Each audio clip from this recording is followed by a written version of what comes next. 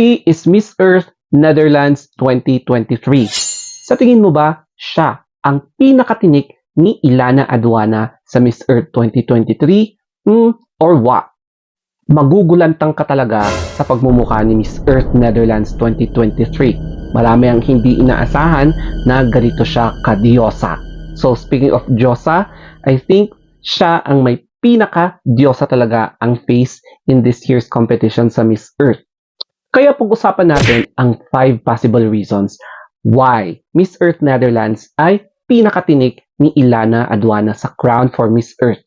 Before anything else, follow me sa aking Instagram account, The Story of Anthony. Ayan, so thank you so much for following and tignan natin yung kanyang pagrampa sa gown presentation. Dito talaga lumabas ang ganda ni Miss Netherlands.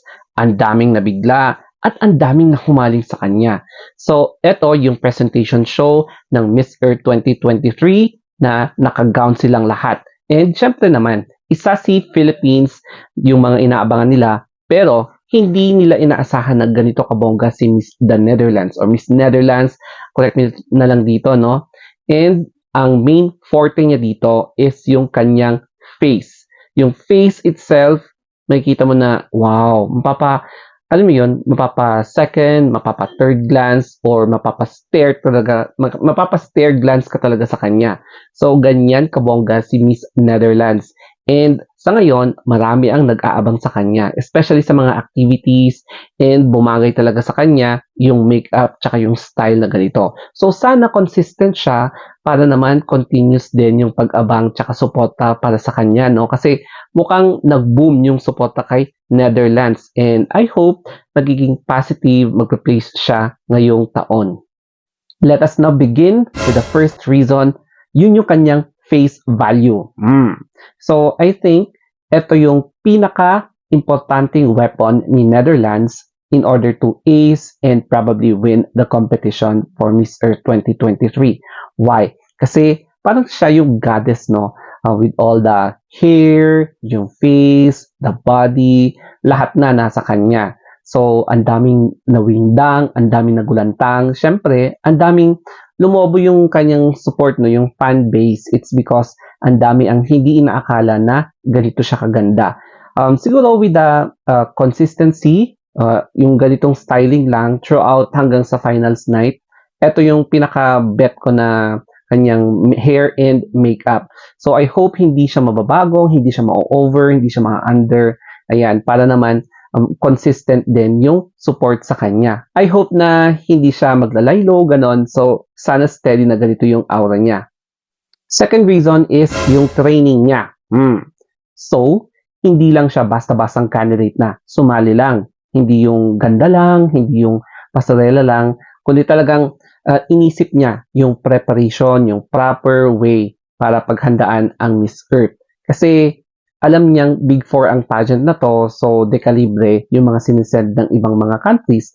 Kaya syempre, you need to step up your game, mag-invest ka sa time, mag-invest ka sa money, syempre gagastos ka sa mga magte-train sa'yo. So yun yung ginawa niya. At napansin ko to dun sa presentation ng gown, the way she pose, the way she, alam mo yon, yung posture niya, lahat na. So, makikita mo na, mukhang nag-training ito. Kasi yung pose niya parang pose ni Catriona, mga ganon. Pero may character yung pose niya. Hindi naman niya totally na from other candidates, kundi gumawa din siya ng character pose niya. And napaka-regal niyang tignan, di ba? Third possible reason is yung kanyang advocacy. Siguro para sa ilan, yung promotion of environmental awareness and education, parang bland, no? Parang ang babaw. However, Netherlands is one of the earliest promoters of renewable energy. Yung kino-convert nila instead of roads, nagiging, alam mo yun, yung parang parks, mga ganon. Tapos, instead of cars, bicycle na, yung mga ganon, in order to reduce the number of carbon emission sa Netherlands. And Netherlands is one of the parang yung praktisado sa mga pag-conserve ng energy, pag-reduce ng carbon fuels than any other country in Europe. So even in the world. Kaya parang mababaw yung kanyang advocacy pero yung country nila is a model, a role model sa pagpreserve ng ating environmental, alam mo yun, preservation and syempre awareness para ma-share din niya kung anong ginagawa ng Netherlands to preserve our environment. Fourth possible reason is ripe for Miss Earth crown. Posible yan kasi kung titignan mo itong parang placement streak, ayan, isa ang Netherlands sa consistent na nag-place for the past 6 years. So imagine yung effort talaga nila and dito ka mapapaisip. Parang nakukuha nila yung timpla or yung flavor ng Miss Earth. And now, here comes yung candidate nila ngayon para sa Miss Earth and I think she might be the right person para ma-clinch yung pinakaunang title sa Miss Earth for Netherlands. Ayan, kaya napakaraming excited kasi mukhang siya na nga ang baka yung kauna-unahang babae from Netherlands to be able to share kung ano man yung mga ginagawa ng Netherlands para at least pwede nilang gamitin ang Miss Earth as a platform to further raise awareness sa pag-preserve ng ating environment. Fifth possible reason is destiny.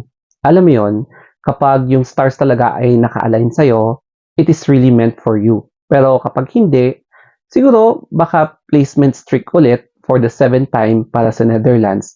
Pero malay nyo, nasa sa kanya ang luck this year.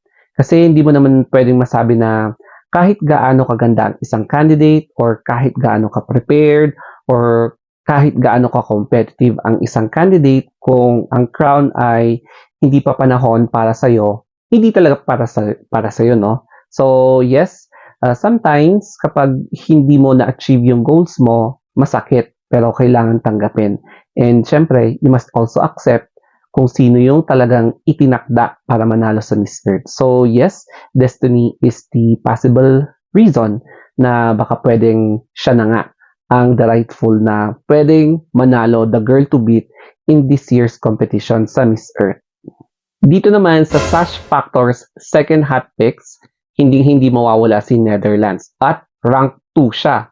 Mataas na hot picks yan, no? And syempre, humahabol din ang Pilipinas.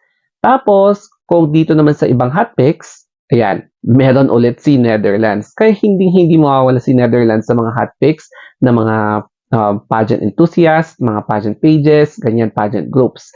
And yung mga matutunog na pangalan para magkaroon na kayo ng idea, andyan syempre, Philippines, Netherlands, tapos andyan si Thailand, andyan si Albania, andyan si Poland, tapos andyan si Colombia. Yan. So, yan yung mga matutunog na countries in this year's competition. Hindi mawawala yung mga pangalan nila or countries nila pagdating sa mga hot picks. So, meron na kayong idea. And then, meron pa Brazil, tapos Venezuela, and ano pa ba? Vietnam, kasi host country sila and malaki din yung chance na makakapasok si Vietnam. Yung presentation kasi ng gown, mukhang patikim pa lang yan. Pero tignan na lang natin sa mga susunod na activities ng Miss Earth. Anyway, eto naman yung latest update kay Ilana Aduana. So, nakasuot siya ng Auday. So, Auday pala yung tawag sa kausuotan na ganito sa Vietnam. So, correct me na lang sa pronunciation ko. I'm not perfect.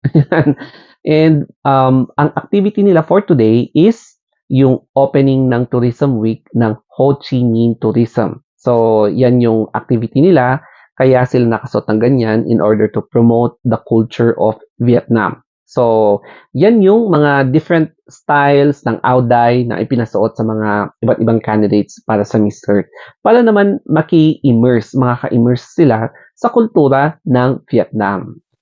Well, ang masasabi ko lang is all about consistency, the right styling, and perseverance. So, I hope na kung ano yung nakita natin sa presentation show kahapon, siguro yun yung mga pwedeng weapon nila or baka may pasabog pa sila. Di ba? So, I hope na may natutunan kayo dito sa video, especially sa mga possible reasons. Bakit talagang total tinik si Netherlands sa Miss Earth 2023 versus Philippines or versus other candidates. Okay? So, sana nagustuhan nyo itong another pageant vlog ko. So, next vlog ulit bukas. Kaya good night everyone and always stay positive.